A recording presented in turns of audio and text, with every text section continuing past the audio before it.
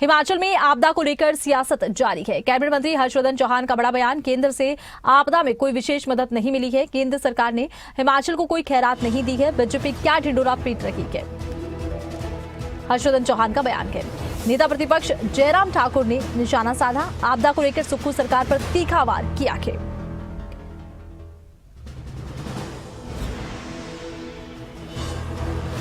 सियासी वार पलटवार लगातार देखने को मिल रहा है और आपको बता दें कि एक तरफ कांग्रेस जहां केंद्र से बड़ी मदद ना मिलने की बात कह रही है, तो वहीं आपको ये बता दें कि कांग्रेस के इन आरोपों को लेकर हिमाचल बीजेपी की तरफ से तीखा प्रहार किया जा रहा है। कहा यह जा रहा है कि केंद्र से तो मदद मिली है, लेकिन राज्य सरकार कार्य नहीं कर रही है। जान माल का नुकसान है, वो निरंतर हिमाचल प्रदेश में अभी तक चला हुआ है।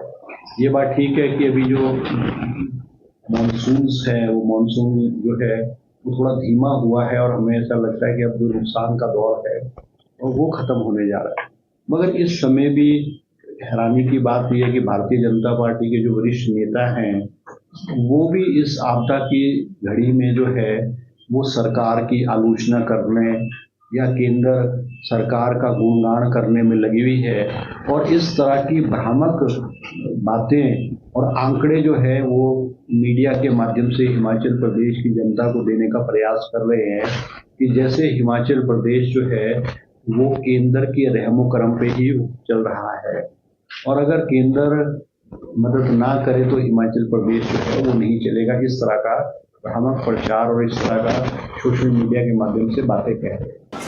और हिमाचल प्रदेश में विधानसभा का सत्र चला तो सत्र के दौरान हमने इस पर चर्चा चाहिए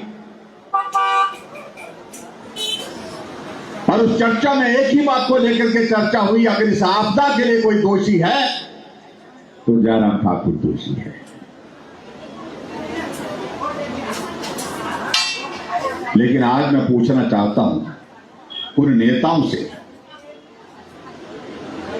कि आज तो सराज विधानसभा या नाचन विधानसभा क्षेत्र में ही आपदा नहीं, आज हिमाचल का कोई क्षेत्र ऐसा बचा नहीं जहां पर आपदा का प्रकोप नहीं। उसके लिए दोषी कौन है?